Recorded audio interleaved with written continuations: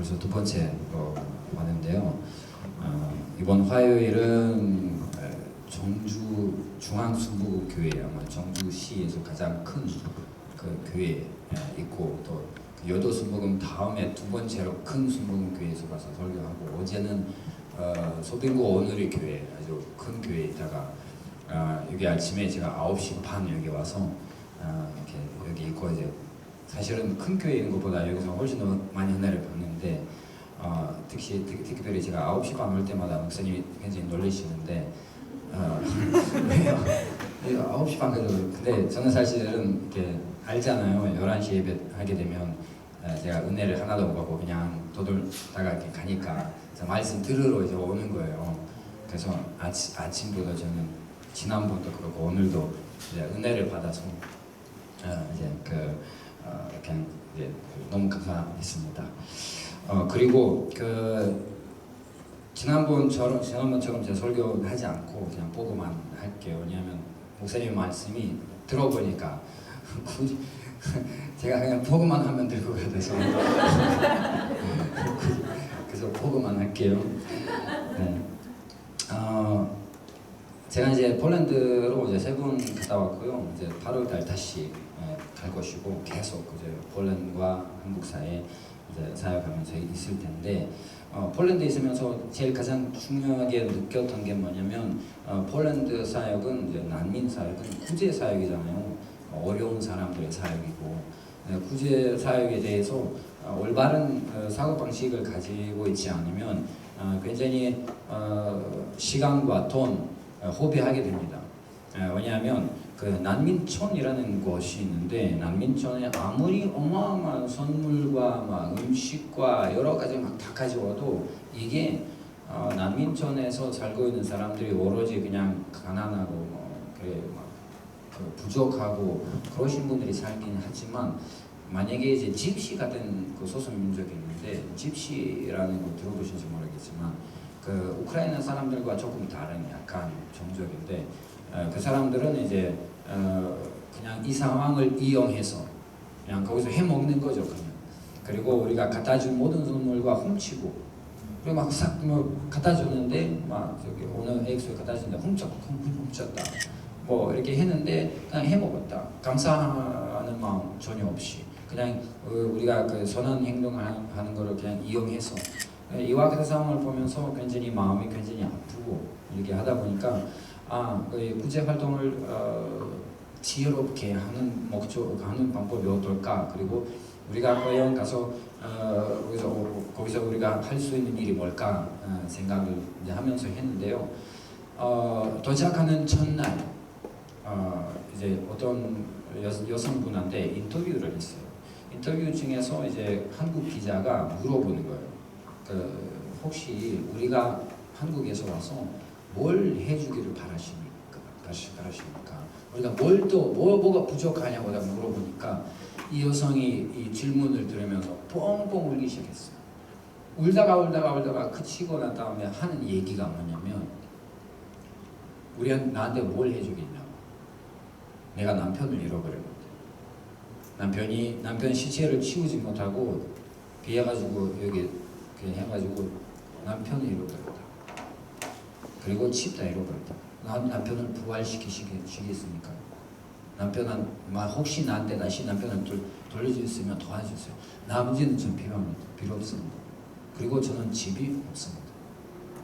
그래서 저는 거의 전날인데 완전히 그럼 우리가 어떻게 도와줘야지? 남편 부활시킬 수도 없고, 그리고 그 난민촌에서 오는 아이들 중에서 그 아빠, 엄마 싹 다 잃어버려가지고, 아빠 엄마만 잃어버리는 게 아니라 15살 나이에 손과 발 잃어버립니다. 뭘 해주겠어요? 그리고 이 전쟁이 있든 말든 이 사람들한테 벌써 상관없는 거예요. 그 사람들은 전쟁이 끝났다고 보시면 돼요. 그 결과에 상관없이 러시아 되든 우크라이나 되든 아빠가 없는데, 러시아 되든 우크라이나 되든 누구 되든 상관없이 손과 발, 다리가 다 없는데 어떻게 돼? 뭘 바라요? 어떻게 이 여자 아이를 위해서 기도하고, 뭘 우리가 뭘 우리가 해줘야 거기서 이렇게 감사하다 할 마음이 생길까 생각을 하다가 갑자기 저는 어떤 현상을 보기 시작했었냐면 선물이나 우리가 구제품을 나눌 때 좀 약간 그 어떤 다른 방식이 있어요. 하나는 뭐냐면 그 난민촌에서 데스크, 이제 안내 데스크가 있어요. 안내 데스크 있는데 그 안내 데스크에서 그냥 누구나 와서 그냥 마음대로 이렇게 뭐 사탕이든지 뭐 저기 수건이라든지 이렇게 가져가고 필요한 대로 이제 가져가는데 와가지고 그냥 수건 가지고 사탕 가지고 뭐 필요한 거 가지고 가는 것보다 우리가 그 프로그램을 지나고 복음을 전해서 안아주고 얘기하고 서로 알아가면서 같이 울며 똑같은 사탕을 주잖아요. 그러면 이 사탕의 가치가 훨씬 더 막 몇백 배로 막 성장돼요. 그래서 저는 그때 이거 보니까 제가 딱 드는 생각이 뭐냐면 이 미소의 가격이 얼마일까? 함께 울어주는 눈물의 가격이 얼마일까? 사탕 하나가, 미소 없는 사탕 하나가 그냥 1,000원이라고 생각해 봅시다. 근데 이 관계가 있는, 오늘 들었던 그 설교처럼 이 관계가 있는 똑같은 관계 이후로 주는 사탕은 세상을 다 갖다 줘도 아깝지 않을 그런 가격을 가지고 있다는 거 제가 봤어요. 그때부터 야, 그러면 모든 한국에서 오는 그 팀들한테 그 얘기하는 거예요. 그러면 야, 사탕을 주더라도 안아줘라, 사탕 주더라도 웃어줘라, 사탕 주더라도 서로 저기 연락 주고받고 계속 복음을 전하라 하니까 상황이 확 변했어요. 그래서 그 우리가 갈 때마다 그 아이들이 그냥 우리 한국에서 오는 팀들을 너무 좋아해가지고 이렇게 갈 때마다 그냥 우리가 가지 말라고, 다시 가지 말라고, 우리 저기 계속 여기 있어주라고 애들이 막 울고 난리야. 그리고 다시 오면 우리가 보고 있던 한국 사람들이 왔다. 그러면 그 어떤 아이한테 너 꿈이 뭐냐? 딱 이제 쓰라고 꿈이 뭐냐 하니까 벌써 우리가 갔을 때 한 3주 지나서 갔을 때 애들이 어떤 꿈을 썼냐면 한국어 배워서 한국에 가가지고 나한테 복음을 쓰는 사람 만나고 싶다. 그게 꿈이라는 거야, 애들이. 그러면 이제 있는 거지. 그래서 우리가 그 구조 활동을 할 때 그냥 나 가져라 이렇게 그냥 돈만 하는 게 아니라 관계를 통해서 하는 선교가, 관계를 통해서 하는 구제 활동이 훨씬 더 그 의미가 있고, 그리고 그 저는 어디 가도, 지금 어디 큰 교회 가도 하는 말이 뭐냐면 돈보다도 사람 보내라. 똑같은 돈을 차라리 비행기표를 내주고 그냥 일반 사람 보내라. 만약에 300만 원이 있어, 그러면 그 300만 원 가지고 그냥 꼭 먹는 거 사지 말고 그 300만 원 가지고 사람 그냥 비행기표 사주라.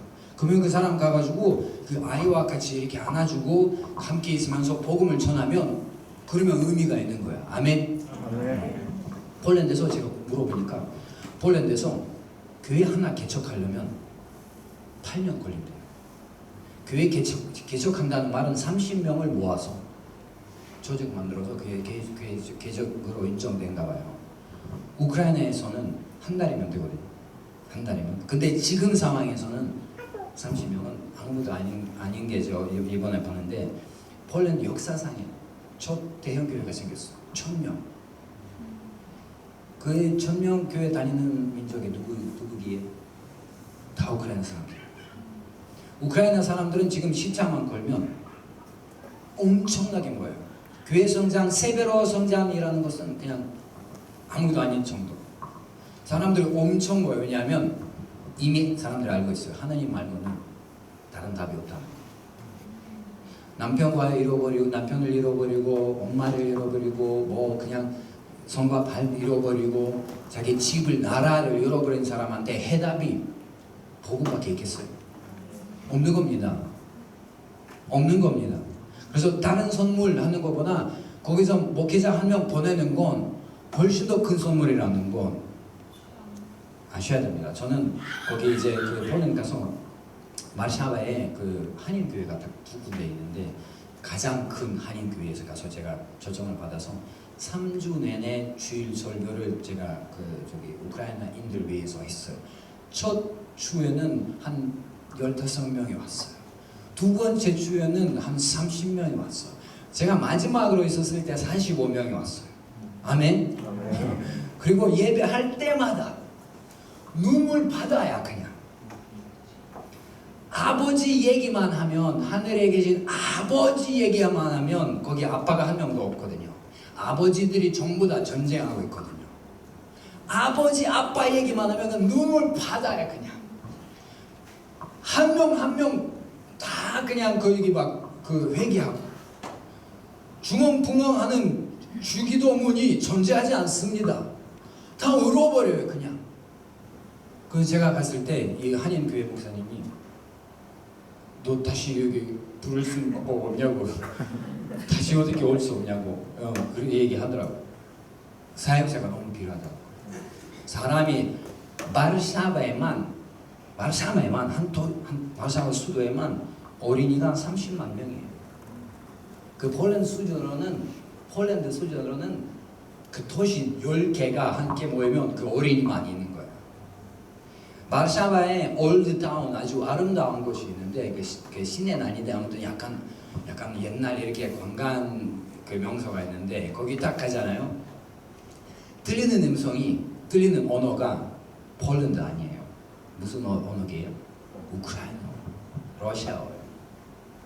와글와글 우크라이나 사람 가득 차 있어요. 그래서 뭐 그 사람들이 필요한 건 뭐 많이 필요한 게 많이 있겠지만 가장 필요한 것은 복음이 필요합니다. 아멘. 가장 필요한 것은 복음인데요. 제가 웃긴 얘기 하나만 이제 말씀드릴게요. 조금 너무 제가 무거우니까 웃긴 얘기 하나 드릴게요. 택시 혹시 그 얘기 아시면 모르겠지만 택시 기사와 그리고 목사가 전국 갑니다. 그래서 하나님이 택시 기사와 목사님한테 이제 결정해가지고 이제 다 목사 너는 지옥 가라. 그래서 택시 아저씨한테 야 너는 전국 있어도 된다 얘기하신 거예요. 목사가 너무 억울해가지고 나는 일평생 동안 섬겼는데 나는 일평생 동안 이렇게 막 복음을 전했는데 왜 나를 저기 지옥으로 보내라는 말입니까? 하고 왜 택시 기사를 이렇게 전국으로 보냅니까? 하나님이 이렇게 얘기합니다. 이 택시 기사가 운전할 때마다 사람들이 다 기도했더라. 네가 설교했을 때 다 자더라. 어려운 상황이 되면 기도 안 한 사람 한 명도 없어요. 그래서 우크라이나 사람들이 지금 기도 안 하는 우크라이나 사람이 없습니다. 다 기도하고 있습니다. 그래서 제가 어제 들었던 소식 하나는 뭐냐면 우크라이나 전쟁에서 3차 대전으로 지금 갈 수 있는 상황이 많이 커지고 있습니다. 왜냐하면 우크라이나만 아니라 우크라이나 옆에 있는 리투아니아 그리고 폴란드에 지금 러시아 굉장히 큰 갈등이 있어서 어제 푸틴이 거기 그곳에서 급속도로 이제 회의를 했다는 거야. 그래서 리투아니아랑 폴란드랑 이렇게 전쟁할까 말까 이런 회의를 했다는 거예요. 그래서 이와 같은 상황이 왜 벌어질까?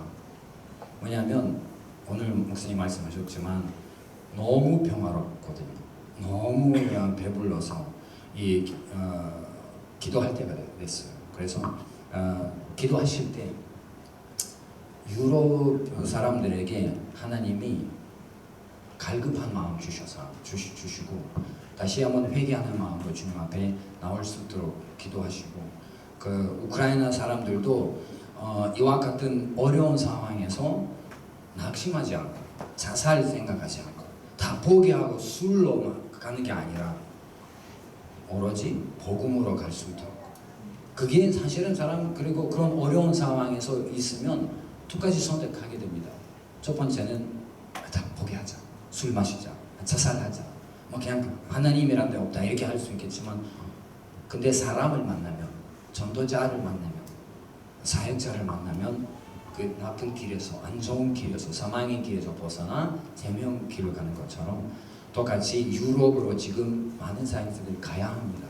그래서 우크라이나 사람이든 폴란드 사람이든 유럽 사람이든 목사님, 선교사님, 전도자님, 아무튼 성도님 여러분들 만나서 이렇게 했으면 좋겠고 그 다음에 마지막으로는 이번에 제가 갔을 때 이런 야망을 갖습니다.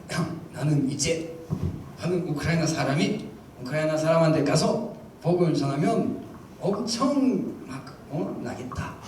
물론 엄청 나긴 했지만 최근에 제가 보게 된 사실은 뭐냐면 한국의 그 역할이 굉장히 크다는 거. 굉장히. 왜냐면 한국인이 오면 저기 요즘에 한국이 음식 유명하잖아요. 일본 사람 한 명도 못 봤어. 중국 사람 한 명도 못 봤어요. 복음을 전하는 사람 한국인밖에 없어요. 그리고 한국인한테 은근히 신뢰가 엄청 가요. 유럽 사람들. 왜냐면 한국인만큼 나를 사기로 사기꾼이 아니라는 거예요. 그 사람 정도는 사기로 오겠어? 굉장히 신뢰하게 되고, 그 다음에 BTS도 저기 오징어 게임 여러 가지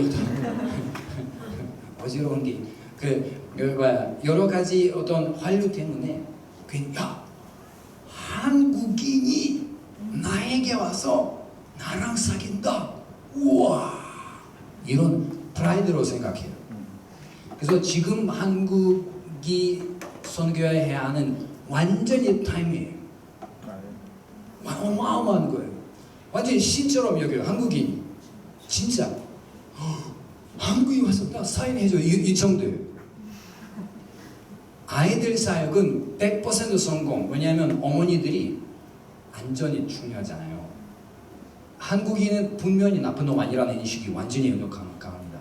그래서 한국인 팀 왔다 무조건 우리 모든 아이들 다 보냈어. 어느 정도까지 되냐면 미국 팀이 와가지고 했고, 우리 바로 옆에 한국 팀이 있어. 미국 팀이 이미 뭔가 하고 있었어. 그래서 애들이 다 이렇게 미국 팀 앞서 한 100명 정도 이렇게 모였었어. 근데 우리가 와가지고 그 옆 교실에 와서 우리가 저기 프로그램을 진행한다고 옆 교실에 준비하고 있었어. 어떻게 됐을까요? 미국 팀 하는 곳에서 아이들이 전부 다 일어나가지고 한국인이 왔다고 해가지고 여기 옮기는 거예요. 그래서 제가 보니까 제 역할은 내가 우크라이나인이다 이렇게 하는 게 아니라 나도 한국인이랑 같이 왔다 되는 거예요. 그래서 정말 여러분들의 나라, 여러분들의 민족 지금은 빛을 발할 때예요. 돈으로가 아니에요. 죄송하지만 여러분들이 보낼 수 있는 돈은 그냥 돈으로 끝나요. 여러분들이 가야 합니다. 직접 여러분들의 미소 가격은 엄청 비쌉니다. 한번 애들 안아주면 이 헉 하나가 영원히 남습니다. 추억으로. 아멘. 그래서 저는 그냥 중간에 이렇게 가이드로 그냥만 이렇게 있으면 되고요. 여러분들이 가면 여러분이 주인공이십니다. 빛을 발할 때 오고, 저는 그냥 여러분들이 램프라면 저는 그게 뭐야? 저 전기줄이야. 그래가지고 앞으로 그런 사역을 함께 했으면 좋겠습니다. 네, 감사합니다.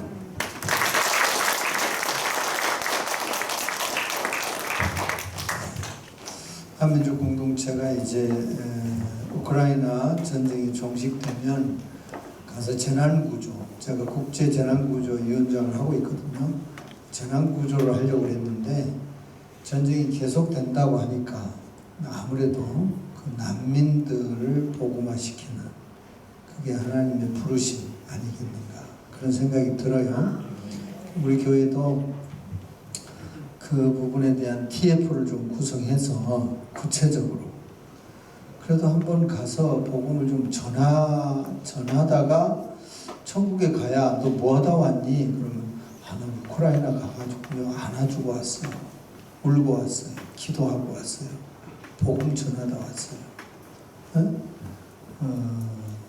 우크라이나 말을 배워야 되나요? 통역을 잘 하신다니까 우리 그렇게 한번 마음 먹고 결단하시기를 바랍니다. 빨리는 우리 안드레 선교사님 8월 5일 날 또 출국을 하신대요. 그래서 8월 5일 날 갈 수 있으면 더 함께 가고, 저도 스케줄을 좀 한번 이렇게 해봐야 되겠다 그런 생각이 듭니다. 우리 다 같이 찬송